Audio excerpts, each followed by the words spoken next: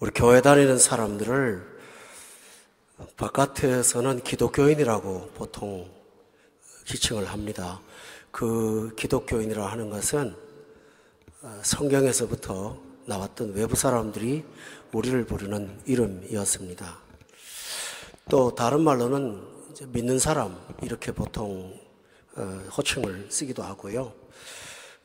또 우리가 조금 성경을 아는 분은 우리를 걸어서 하나님의 자녀 혹은 하나님의 백성 이렇게 보통 자기 정체성을 갖고 있습니다. 그런데 성경에 아주 많이 나오는 그 호칭임에도 불구하고 우리가 잘 사용하지 않는 호칭이 하나 있는데 아주 중요한 우리 정체성에 대한 호칭입니다. 그것은 오늘 본문 10장 1절에 나오는 제자가 바로 그리스도인에 대한 호칭입니다. 우리를 일컬어서 성경에서는 예수님의 제자 이렇게 부르고 있습니다. 예수님께서는 많은 사람들 가운데 특별히 제자를 구분하셨고 그리고 그 제자들을 따로 가르쳤습니다. 제가 말씀드리는 제자는 2000년 전 예수님 당시에만 뽑혔던 제자를 말하는 것 아니고 오늘 우리 예수 믿는 모든 사람들은 예수님을 따라가는 제자입니다. 왜냐하면 처음에는 제자는 예수님의 12제자로 시작을 했는데 나중에 예수님께서 이 땅에서 치상 사역을 끝내시고 제자들한테 중요한 명령 하나를 하셨어요. 거기 보면 너희는 가서 모든 족속으로 해놓고 그 다음에 제자를 삼아라 라고 했거든요. 따라서 가서 교인을 삼아라 하지 않고 제자를 삼으라 했으니 바로 우리가 예수님의 제자인 것입니다. 제자의 특권이 뭘까요? 제자는 의무이기 이전에 특권을 갖고 있습니다. 우리 신자들이 갖고 있는 특권을 말합니다. 그 첫 번째가 뭐냐 하면 제자 된 것이 특권입니다. 이 성경을 기록할 당시에는 그 교육을 하는 다른 학교라든가 이런 기관이 따로 없었습니다. 그 대신에 덕망이 있거나 학식이 뛰어난 어떤 유명한 분들이 있었습니다. 그러면 그 사람을 찾아서 젊은 사람들이 그분의 문화생이 되려고 찾아가서 스승을 선택을 했습니다. 그러니까 스승이 제자를 선택한 경우는 없고 제자가 스승을 선택을 한 겁니다. 그런데 예수님은 예수님을 선택한 사람을 원하지 않고 예수님이 친히 현장에 가서 찾아다니면서 12명의 숫자를 부르셨습니다. 그리고 그들을 제자라고 했습니다. 이들은 학식이 뛰어난 사람도 아니고 특별하게 축출하게 유명한 사람도 아닌 매우 평범한 사람들인데 예수님께서 그들을 제자로 부르셨습니다. 우리는 하나님께서 우리를 제자되게 하신 것은 예수님께서 나를 불러주셨기 때문에 제자가 된 것입니다. 교회라는 이름의 원래 뜻은 부름받았다라는 뜻인데 우리는 바로 부름을 받았다는 특권을 갖고 있습니다. 두 번째로는 제자의 특권은 뭐냐 하면 구약 성경에서부터 나오는 구원의 일을 계승한 사람이라는 것입니다. 상속자입니다. 오늘 본문에 보면 예수님의 제자를 12제자라고 3번씩이나 언급하고 있습니다.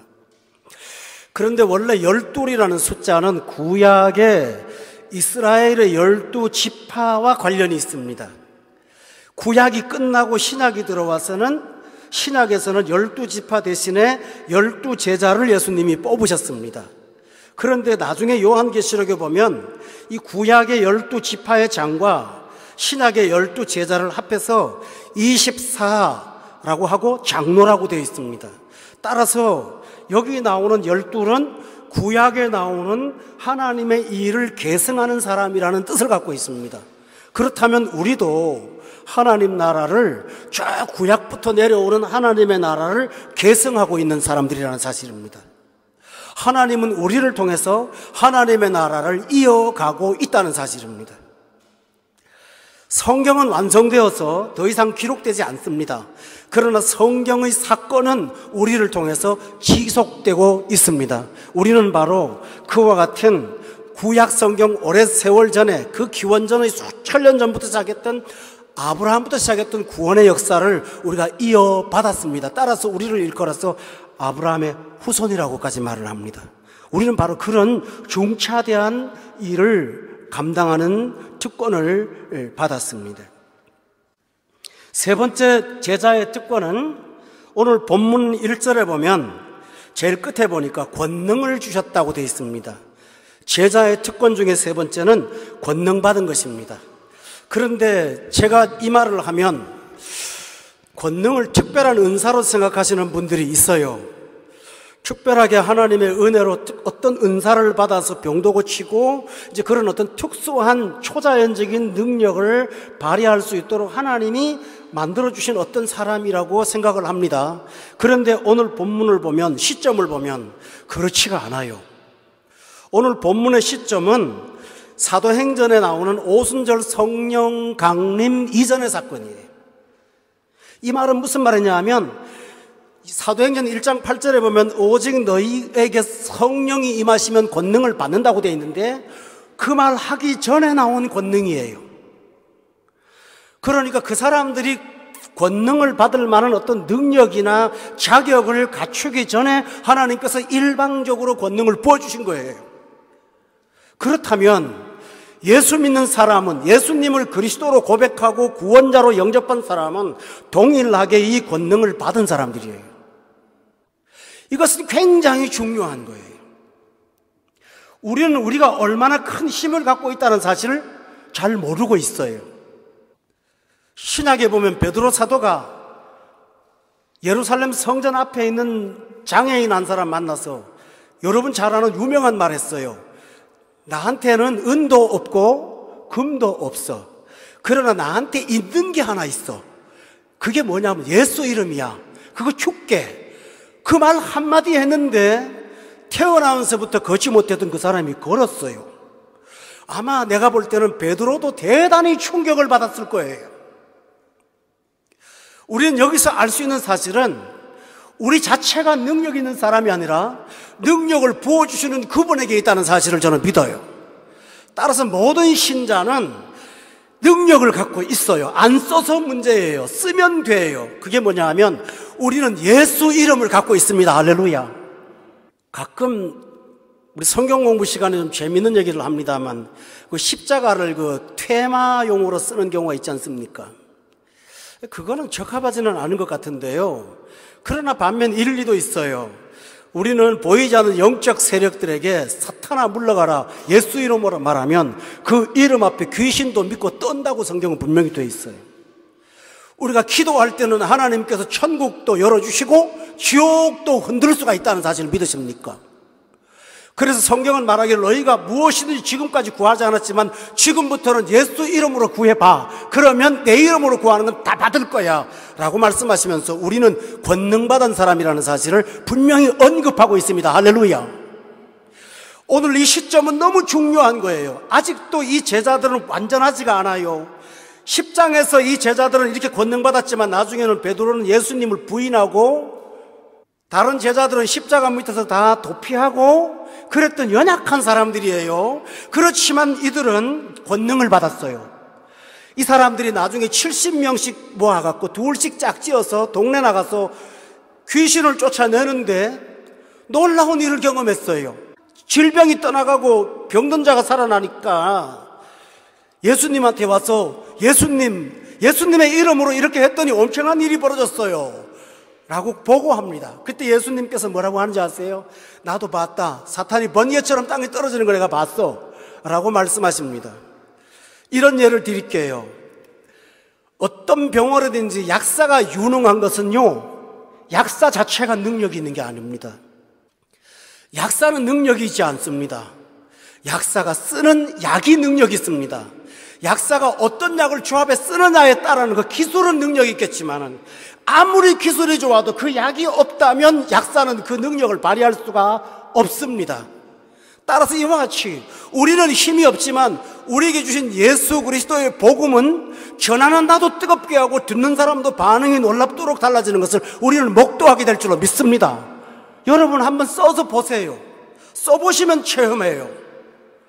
나같이 예수 믿지도 않은 얼마 되지 않은 사람인데도 불구하고 내가 예수 이름으로 말할 때 저 사람이 세상 말의 위로는 전혀 아닌 하나님 말씀에서 큰 위로와 소망을 얻는 것을 우리는 많이 볼 수가 있어요.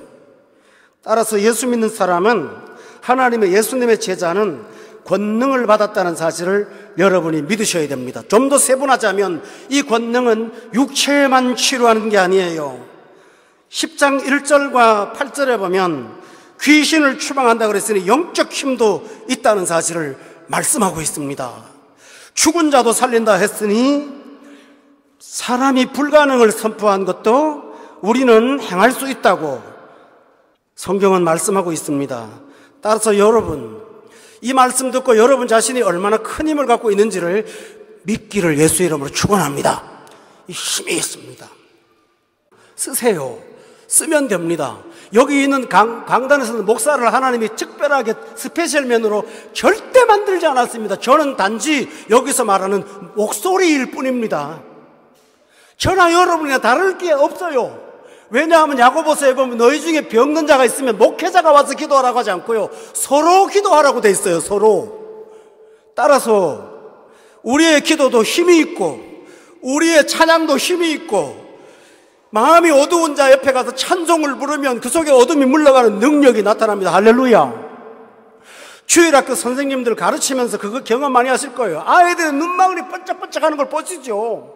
왜요? 내가 가진 약이, 구약과 신약이 그렇게 능력이 있기 때문입니다. 따라서 오늘 이 말씀을 듣고 여러분은 나는 믿음이 약해라는 생각보다는 하나님이 주신 것을 쓰지 못했어 라고 생각하시기를 예수 이름으로 축원합니다. 네 번째로는 전도자의 특권을 갖고 있습니다. 여러분, 우리는 보통 전도라고 생각하면 부담을 갖습니다. 그런데 오늘 이상한 말씀이 나와요. 5절에 보면 예수님께서 12를 보내시면서 이방인의 길로도 가지 말고 사마리아인의 고을에 들어가지 말고 이스라엘 집에 잃어버린 양한테 가서 복음을 전하래요. 성경은 앞뒤가 안 맞는 것 같아요. 사도행전 1장 8절에 보면 권능 받고 성령 받으면 너희가 예루살렘과 유대와 그 다음에요 사마리아와 땅끝까지 복음 전하라 했는데 여기는 그게 없다고요. 이유가 있습니다. 오순절 성령 강림하기 이전에 제자들은 권능을 받았지만 아직도 유약한 자들입니다. 그러므로 하나님께서는 전도를 하되 가능성이 있는 사람, 주님이 준비해 놓은 사람 누굴까요? 이방인도 아니고 적대적인 사마리아인도 아니고 이스라엘의 잃어버린 양. 잃어버렸다는 말은 뭘까요? 찾을 수 있다는 거예요. 그렇지 않아요? 그러니까 이 전도자의 특권이라고 하는 건 뭐냐 하면 여러분은 가서 거절당할까 봐 염려해요. 그러나 우리의 마음을 땡기는 어떤 영혼은 하나님이 잃어버린 양으로 준비를 해놓았다는 사실을 여러분이 믿으셔야 돼요. 이게 특권이에요. 그래서 9장의 38절에 보면 거기 성경 한번 보세요. 9장의 38절에 보면 봄에 씨앗을 파종하는 일꾼을 보내달라고 말하지 않고 뭐라 그랬나요? 추수할 일꾼을 보내달라고 그랬어요. 우리는 이미 다 익은 것을 거두러가는 사람들이지 심어갖고 기르는 사람이 아니라고요. 성경은 그렇게 말하고 있어요. 여러분이 어떤 상대방한테 부담이 되세요? 그분은 하나님께서 추수할 때가 된 사람으로 보내준 사람이에요.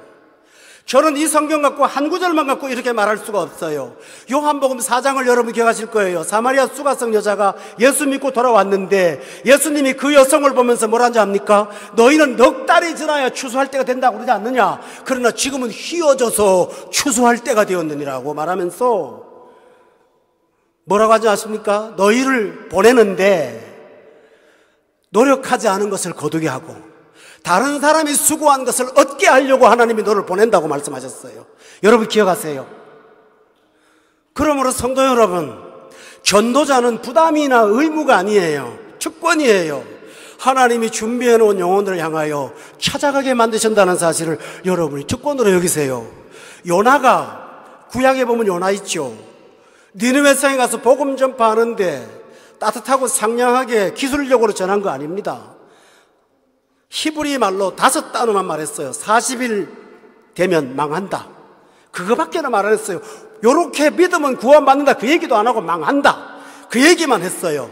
그런데 하나님께서 니느웨 성 사람들의 마음을 준비시켜 놓았어. 그 까칠한 요나의 설교를 듣고도 니느웨의 온 백성들이 금식하고 회개한 거 기억하십니까? 바로 이것입니다. 여러분에게 마음에 부담이 되는 어떤 영혼들이 있나요?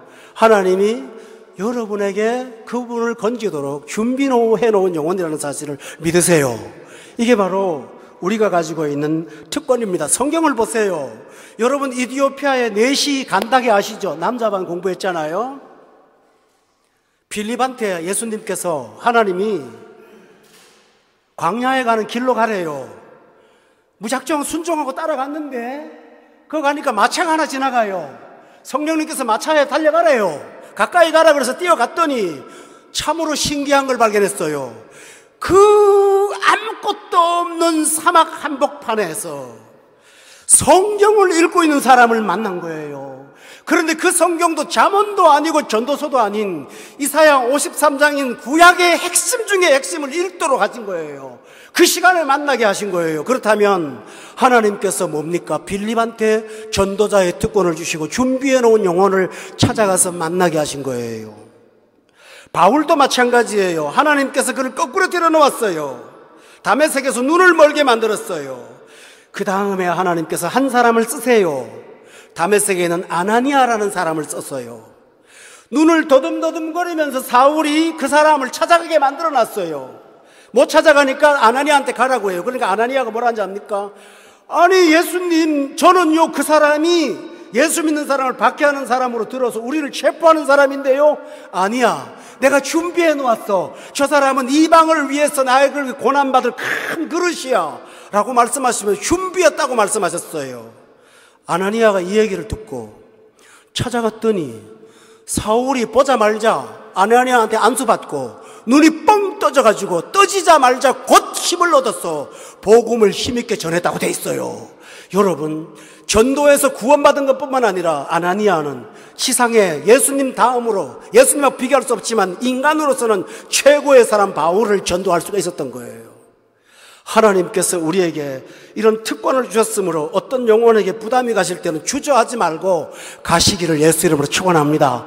가면 거기서 만나고 여러분은 영혼을 얻을 거예요.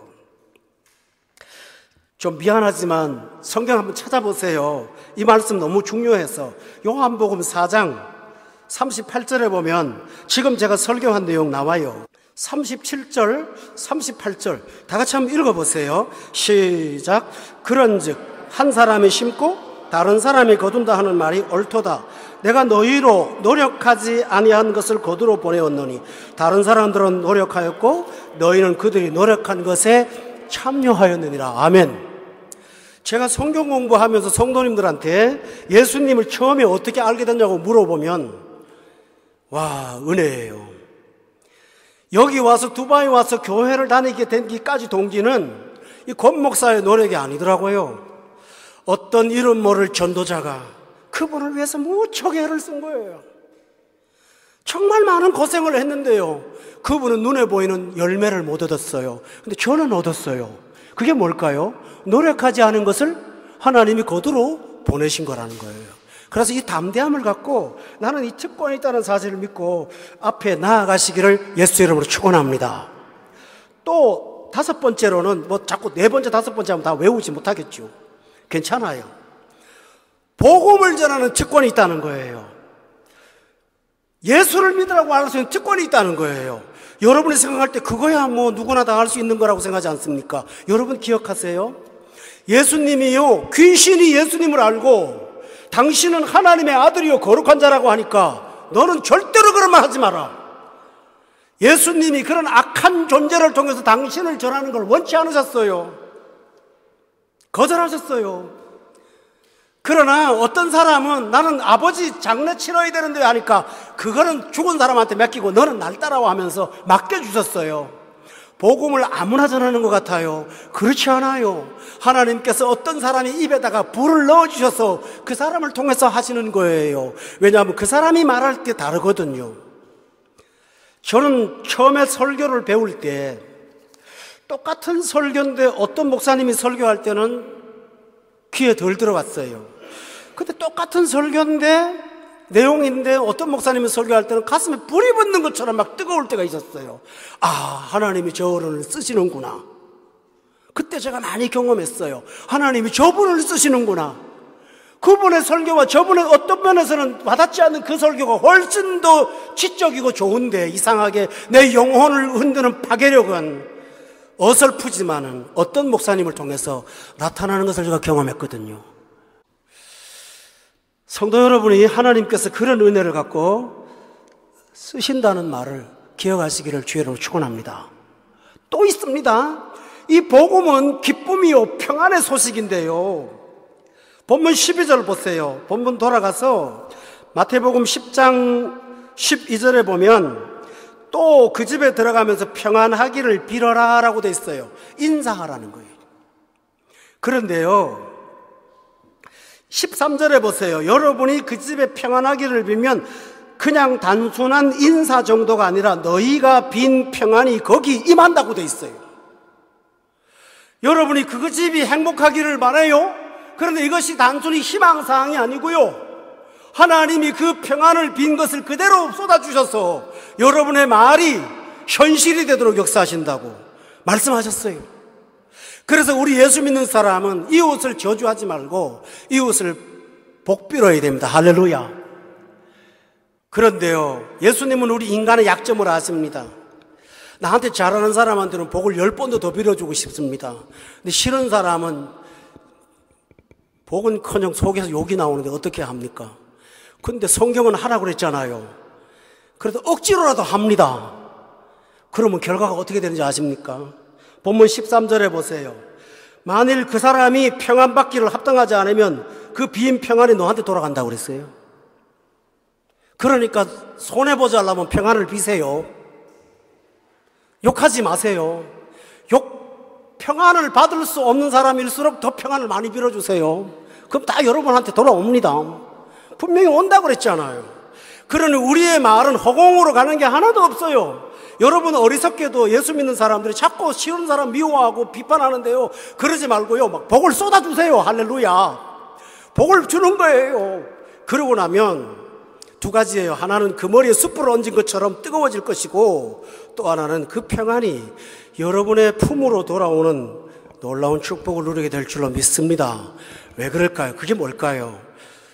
원망하고 미워하는 사람한테는 돌아오는 게 그 사람도 미움이잖아요. 그러나 평안을 빌면 하나님은, 여러분 따라합시다. 주는 자가 복이 있도다. 보세요. 주는 사람은 평생 주도록 해요, 하나님이. 그래서 이런 은혜가 있다는 사실을 기억하시기를 주의 이름으로 축원합니다. 그 특권만 있는 게 아닙니다. 이 특권을 사용할 때 하나님이 우리의 삶을 크게 책임져 주십니다.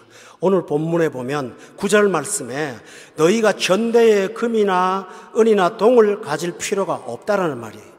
여행을 위하여 배낭이나 두벌 옷이나 신이나 지팡이를 가지지 말라는 거예요. 왜냐하면 10절 끝에 일꾼이 자기의 먹을 것을 받는 게 뭐라고 그랬나요? 마땅하다는 거예요. 이 말이 뭘까요?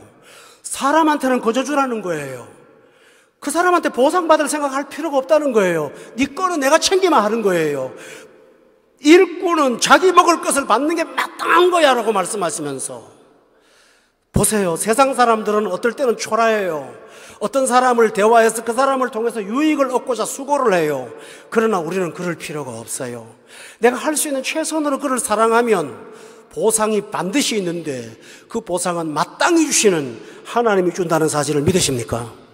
그런데요, 주는 것도 하나님은 사람을 통해서 주시는 경우가 많습니다. 본문 11절에 보면 어떤 성이나 마을에 들어가든지 그 중에 합당한 자가 분명히 있어요.